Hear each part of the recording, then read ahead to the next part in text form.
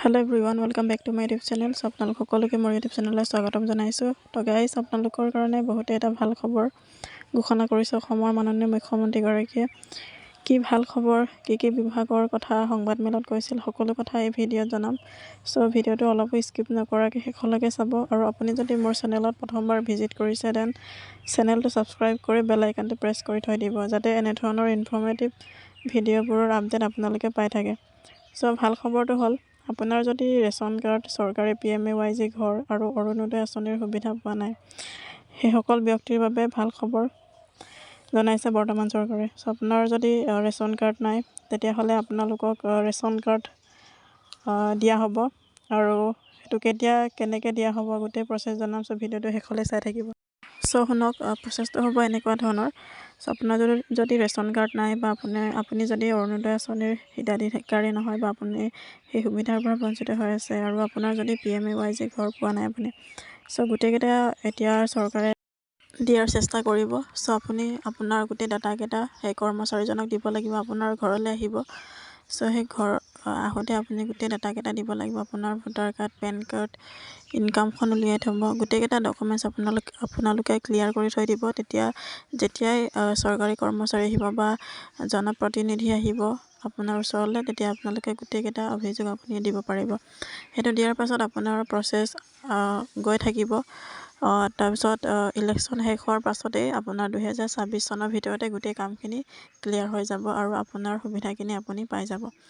So সেইটো বিষয়ে সংবাদমেলত মুখ্যমন্ত্ৰী ডাঙৰীয়াই ঘোষণা কৰিছিলে আৰু এটা আছিলে লাখপতি বাইদেউৰ কথাটো কৈছিলে।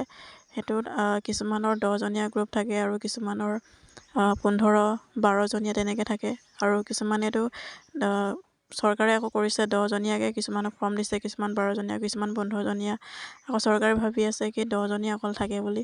সো সেইটো বিষয়েও সংবাদমেলত মুখ্যমন্ত্ৰী ডাঙৰীয়াই কৈছিলে। সো সেইটো বিষয়েও চালি জাৰি চোৱাৰ কথা কৈছিলে যে 15জনীয়া সদস্য থকা গোটকো মানে 15জনকে সেইটো ফৰ্মটো দিয়া হ'ব তেনেকৈ। আৰু যদি কোনোবা যদি লাখপতি আঁচনিৰ পৰা বঞ্চিত হৈ আছে তেতিয়াহ'লে আপোনালোকে সেই সুবিধাটো পিছৰ পৰ্যায়লৈ দিব বুলি সংবাদমেলত মুখ্যমন্ত্ৰী ডাঙৰীয়াই ঘোষণা কৰিছে, যাতে কোনো মহিলাই সেই আঁচনিৰ পৰা বাদ পৰি নাযাওক। সেই প্ৰতি লক্ষ্য ৰাখি মুখ্যমন্ত্ৰী ডাঙৰীয়াই গোটেইকেইটা সংবাদমেলত ঘোষণা কৰিছে। আৰু আপোনাৰ নামঘৰ যদি আপোনাৰ ওচৰে পাঁজৰে যদি সাহাৰ্য পোৱা নাই, সাহাৰ্য দিয়া হৈছে চৰকাৰৰ ফালৰ পৰা, যদি আপোনাৰ যদি ওচৰ চুবুৰীয়া কোনোবা নামঘৰ সাহাৰ্যৰ পৰা বাদ পৰি গৈছে সেইটো আপোনালোকে সেইটোৰ ভিতৰতে পাই যাব। সো গোটেইকেইটা প্ৰচেছ চৰকাৰে এতিয়া হাতত লৈছে। এতিয়া পলিটিক্স অফ ডেভেলপমেণ্ট বুলি এটা সিহঁতৰ যোনটো প্ৰচাৰ কাৰ্য সেইটো তেনেকৈ লৈছে সিহঁতে। ইলেকশ্যনৰ যোনটো প্ৰচাৰ সেইটো পলিটিক্স অফ ডেভেলপমেণ্ট বুলি মুখ্যমন্ত্ৰী ডাঙৰীয়াই ঘোষণা কৰিছে। সো আজিৰ ভিডিঅ'টো ইমানেই আছিলে। আপুনি যদি মোৰ চেনেলত প্ৰথমবাৰ ভিজিট কৰিছে দেন চেনেলটো ছাবস্ক্ৰাইব কৰি বেল আইকনটো প্ৰেছ কৰি থৈ দিব যাতে এনেধৰণৰ ইনফৰ্মেটিভ ভিডিঅ'বোৰ আপুনি পাই থাকে। সো আজিৰ ভিডিঅ'টো ইমানেই। আৰু মুখ্যমন্ত্ৰী ডাঙৰীয়াই সংবাদমেলত কি কৈছিলে অলপ শুনোৱা হওক। মই এইকেইদিনত মোৰ 2 মাহৰ অভিজ্ঞতা কওঁ।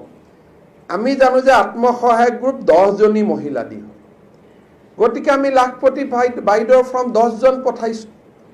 এতিয়া গাঁৱত মোক আহি ক'লে যে নহয়, কিছুমান আত্মসহায়ক গোট আছে 15গৰাকী মহিলা দিয়ে। এতিয়া সেই 5গৰাকী মহিলাই ফৰ্ম পোৱা নাই। কিন্তু মই আজি ইলেকশ্যন মিটিঙত গ'লে বা বিকাশ যাত্ৰাত গ'লে মানুহৰ মাজত সোমাই যায় অলপ কথা বতৰা পাতোঁ কাৰণে মই এই পালচটো গম পালোঁ। কিন্তু আজি 2 মাহ মোক কোনো অফিচাৰে কোৱা নাই যে আমাৰ অসমত আত্মসহায়ক গ্ৰুপ 15জনীয়াও আছে, 12জনীয়াও আছে। মই ভাবি আছিলোঁ 10জনীয়া আছে। আমি সকলোৱে জানে যে 10জন মেম্বাৰ দি এটা চেল্ফ হেল্প গ্ৰুপ হয়। এতিয়া সেই বাইদেউ কেইগৰাকীয়ে কয় ছাৰ আমি ফৰ্ম পোৱা নাই। মই কৈছোঁ কিয় ফৰ্ম পোৱা নাই? আপোনাৰ শিশু বাচ্চা 4টা-5টা আছে সেইকাৰণে পোৱা নাই। বোলে নহয়, আমাৰ গ্ৰুপত 12জনী মহিলা আছে সেইকাৰণে পোৱা নাই।